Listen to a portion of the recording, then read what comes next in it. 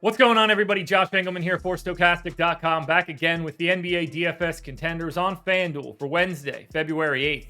Now be sure to hit that like button, subscribe to the channel, hit the notification bell so you know when everything goes live. Follow me on Twitter at Josh Engleman. That is the only place you'll get updates to my sim results. And that's the place that I want you to hit me up with any questions. Find the tweet with this link in it, the link for this video. Hit me up in the replies with whatever you want to know. Favorite plays, questions about the slate. I'm your man in the replies to this tweet. Finally, BetMGM is the sponsor of this video. You can get 1 free month of Stokastic Plus Platinum and up to $1,000 in first bet insurance, so long as you sign up using the link in the description, and you got to deposit at least $10. Now, we're rounding out the bottom of my top 10 with Pascal Siakam, Trey Jones, Fred VanVleet, Josh Hart, and ANFERNEE Simons on the outside looking in. Who will be my favorites? My top 5 plays for today? It's time to find out. First up at number 5, we've got ALPEREN SENGUN. I went here 2 days ago. It didn't work out for us, even though we got 36 minutes out of him. I'm doing it again in the exact same matchup. Center eligible, 8K, projected for 45. The goal is 49. He's in the optimal lineup 18% of the time. It's just a massive ceiling without KPJ here. He's just more involved in the offense. 33 minutes. I think he's just shy of a 1.4 fantasy point per minute guy here in a great matchup against Sacramento. It's a pace-up spot for Houston. The Kings' defense is terrible. I like this thing. 19 points for Sengun. 11.5 boards. That's a simple double-double. 22% usage, 6 assists, and 2 stocks.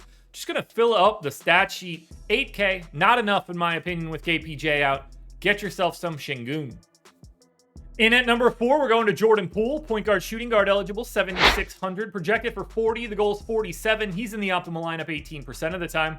We know what's happening here. Poole taking over for Steph, with Steph out for a couple weeks. So 35 minutes for Jordan Poole, 33% usage. He's a 1.2 fantasy point per minute guy in this matchup against Portland. Not a great Blazers defense. Should be a competitive matchup though. 28 real points, almost 5 assists, 4 boards, and a steal for Poole. The price is just going to climb even further here with him taking over for Steph in that starting point guard role. Just get in now while you can when the price is still low, because in a couple days when he's like 8,800, you're not going to be as interested. At number 3, I'm looking at Bam Adebayo. Power forward, center eligible. I have no idea why Bam gets power forward eligibility, but it makes him very easy to roster. 8,700, projected for 49, goals 52, optimal lineup 18% of the time.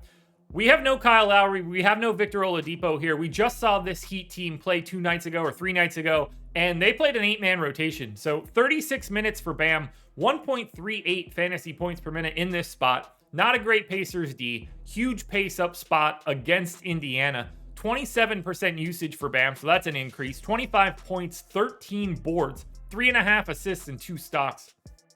This is an absolutely incredible spot for Bam Adebayo. You know that every single minute is going to be there for him so long as this one's competitive. But the real key for getting to Bam on FanDuel is the fact that you could also roster him at power forward. The more centers you can get, the better. At number 2, I'm looking at Gary Trent. Now, he is shooting guard small forward, so you get great flexibility. He's 6K, projected for 32.5. The goal's 39. He's in the optimal lineup 23% of the time. He just kind of makes all the lineups work today. It's a mid-tier play, but great flexibility. 36 minutes in a pace-up spot against a terrible San Antonio Spurs team. He's like a 0.9 fantasy point per minute guy. He should score at will, and that's what you need Gary Trent to do, because he is mostly a points guy. 21 points on 21% usage, 3.5 rebounds, 2 assists, 2 stocks. Would you be surprised if Gary Trent scores like 28 real points today? You really shouldn't against San Antonio, because they are really bad. Now, before we get to that number 1 contender, one last reminder to hit the like button, subscribe to the channel, and hit the notification bell so you know when everything goes live. Follow me on Twitter at Josh Engleman. That's where you get my updates to these sims as we get closer to lock, and that's where I want you to hit me up in the replies of this video so that I can answer any questions you may have. Finally, sign up at BetMGM, get yourself 1 free month of Stokastic Plus Platinum, and up to $1,000 in first bet insurance. Your number 1 contender for today is going to be Gabe Vincent, point guard, shooting guard eligible, 4,200, projected for 24. The goal is 30. He's in the optimal lineup 25% of the time. He's the easiest value play you're going to get to. He plays like 34 minutes a game whenever he starts. We've got 2 guards out here that play big minutes in Kyle Lowry and Victor Oladipo. Now, he's only a 0.7 fantasy point per minute guy. It's kind of gross, but the playing time is there and the price tag reflects a role that he just doesn't have today. Starting point guard playing big minutes is that role. 15% usage here for Vincent. 11 points, 3.5 boards, 4 assists, a steal. Pace-up spot against Indiana. Great matchup. What's not to like here? There's just not enough bodies for you to want to get away from the Heat guys. And for right now, Gabe Vincent makes the most things work.